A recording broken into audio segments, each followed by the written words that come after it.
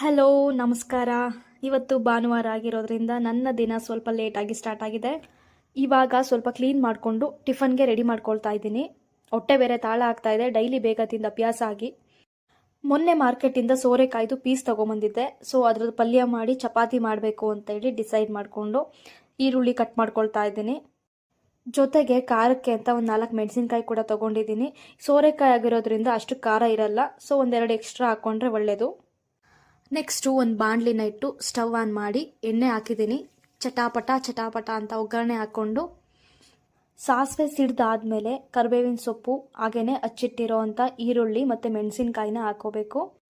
ಸೋರೆಕಾಯಿನ ನಾನು ಮುಂಚೆನೇ ಕಟ್ ಮಾಡಿ ಇಟ್ಕೊಂಡಿದ್ದೆ, ಹಾಗಾಗಿ ಜಸ್ಟ್ ಇಲ್ಲಿ ವಾಶ್ ಮಾಡಿ ಹಾಕ್ತಾಯಿದ್ದೀನಿ. ಸೋರೆಕಾಯಿನ ಹಾಕಿ ಆದಮೇಲೆ ರುಚಿಗೆ ತಕ್ಕಷ್ಟು ಉಪ್ಪನ್ನ ಹಾಕ್ಕೋಬೇಕು. ನಾನು ಇಲ್ಲಿ ಎಲ್ಲ ಕೈ ಎಳ್ತೆನಲ್ಲೇ ಹಾಕ್ಕೊತೀನಿ, ನನಗೆ ಅಭ್ಯಾಸ ಇದೆ. ಸ್ವಲ್ಪ ಕೈ ಆಡಿಸಿ ಬೇಯೋದಕ್ಕೆ ಬಿಡಬೇಕು. 1-2 ನಿಮಿಷ ಆದಮೇಲೆ ಶುಂಠಿ ಬೆಳ್ಳುಳ್ಳಿ ಪೇಸ್ಟನ್ನ ಸ್ವಲ್ಪ ಹಾಕ್ಕೋಬೇಕಾಗತ್ತೆ. ನಾನೇ ಮಾಡಿರೋಂಥ ಶುಂಠಿ ಬೆಳ್ಳುಳ್ಳಿ ಪೇಸ್ಟನ್ನ ಹಾಕ್ತಾಯಿದ್ದೀನಿ. ನನಗೆ ಹೊರಗಡೆಯಿಂದ ತರೋದು ಅಷ್ಟು ಇಷ್ಟ ಆಗೋದಿಲ್ಲ. ಸೊ ನೀವು ಅಷ್ಟೇ ಆದಷ್ಟು ಮನೆಯಲ್ಲಿ ಮಾಡಿರೋದಂಥದ್ದನ್ನೇ ಯೂಸ್ ಮಾಡಿ. ನೆಕ್ಸ್ಟು 1 ಸ್ಪೂನಷ್ಟು ಧನಿಯಾ ಪೌಡ್ರ್ ಹಾಕ್ಕೊಳ್ತಾ ಇದ್ದೀನಿ. ಇಷ್ಟನ್ನು ಹಾಕಿ ಅದನ್ನು ಬೇಯೋದಕ್ಕೆ ಬಿಟ್ಬಿಡಿ. ಇಲ್ಲಿ ನಾನು ಚಪಾತಿಗೆ ರೆಡಿ ಮಾಡ್ಕೊಳ್ತಾ ಇದ್ದೀನಿ.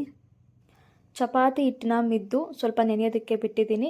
ಹಾಗೆಯೇ ಒಂದು ಜಾರ್ಗೆ ಸ್ವಲ್ಪ ಕಾಯಿನ ಹಾಕ್ಕೊಂಡು ಅದನ್ನು ರುಬ್ಬಿ ಪಲ್ಯಗೆ ಹಾಕ್ಕೊಳ್ತಾ ಇದ್ದೀನಿ. ಸೋರೆಕಾಯಿ ಪಲ್ಯ ಆಗಿರೋದ್ರಿಂದ ಬೆಂದು ಮೆತ್ತಗಾಗ್ಬಿಡುತ್ತೆ, ಅದಕ್ಕೆ ನಾನು ಕಾಯಿನ ತುರಿದು ಹಾಕ್ತಾ ಇಲ್ಲ, ಸ್ವಲ್ಪ ರುಬ್ಬಿ ತರಿಯಾಗಿ ರುಬ್ಬಿ ಹಾಕ್ಕೊಳ್ತಾ ಇದ್ದೀನಿ. ಈಗ ಇದಕ್ಕೆ ಮತ್ತೆ ಬೇರೆ ಏನೂ ಹಾಕೋದಿಲ್ಲ. ಸೊ ಹಾಗಾಗಿ ಇನ್ನೊಂದು 5 ನಿಮಿಷ ಬೇಯೋದಕ್ಕೆ ಬಿಟ್ಟು ಇಲ್ಲಿ ಚಪಾತಿನ ಮಾಡ್ಕೊಳ್ತಾ ಇದ್ದೀನಿ. ನಮ್ಮೂರಲ್ಲಿ ನಮ್ಮಮ್ಮ ಸೋರೆಕಾಯಿ ಪಲ್ಯಗೆ ರಾಗಿ ರೊಟ್ಟಿನ ಜಾಸ್ತಿ ಮಾಡ್ತಿದ್ರು. ಒಂದೊಂದು ಸಲ ಅಕ್ಕಿ ರೊಟ್ಟಿ ಸಹ ಮಾಡ್ತಿದ್ರು. ಆದರೆ ಸೋರೆಕಾಯಿ ಪಲ್ಯಗೆ ರಾಗಿ ರೊಟ್ಟಿ ಕಾಂಬಿನೇಷನ್ ತುಂಬ ಚೆನ್ನಾಗಿರುತ್ತೆ. ನಮಗೆ ರಾಗಿ ರೊಟ್ಟಿ ಮಾಡೋಕ್ಕೆ ಬರಲ್ಲ, ಹಾಗಾಗಿ ಚಪಾತಿನ ಮಾಡ್ಕೊಂಡಿದ್ದೀವಿ.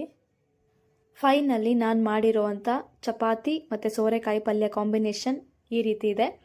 ಟೇಸ್ಟ್ ಮಾಡಿ ನೋಡೋಣ ಬನ್ನಿ ಹೇಗಿದೆ ಅಂತ. ಬೆಂಗಳೂರಿಗೆ ಬಂದಮೇಲೆ ನಾನು ಇದೇ ಫಸ್ಟ್ ಟೈಮ್ ಸೋರೆಕಾಯಿ ಪಲ್ಯ ಮಾಡಿರೋದು. ಮಾರ್ಕೆಟಲ್ಲಿ ಸೋರೆಕಾಯಿ ನೋಡಿದ ತಕ್ಷಣ ಯಾಕೋ ತೊಗೊಂಬಂದು ಮಾಡಬೇಕು ಅಂತ ಅನ್ನಿಸ್ತು. ಸೊ ಮಾಡಿದ್ದೀನಿ. ಟೇಸ್ಟ್ ಕೂಡ ಚೆನ್ನಾಗಿತ್ತು, ಉಪ್ಪು ಖಾರ ಎಲ್ಲ ಕರೆಕ್ಟಾಗಿತ್ತು. ಇದಾಗಿತ್ತು ನನ್ನ ಸಂಡೇ ವಿತ್ ಸೋರೆಕಾಯಿ ಪಲ್ಯ. ನೆಕ್ಸ್ಟ್ ವಿಡಿಯೋದಲ್ಲಿ ಸಿಗ್ತೀನಿ. Take care and bye.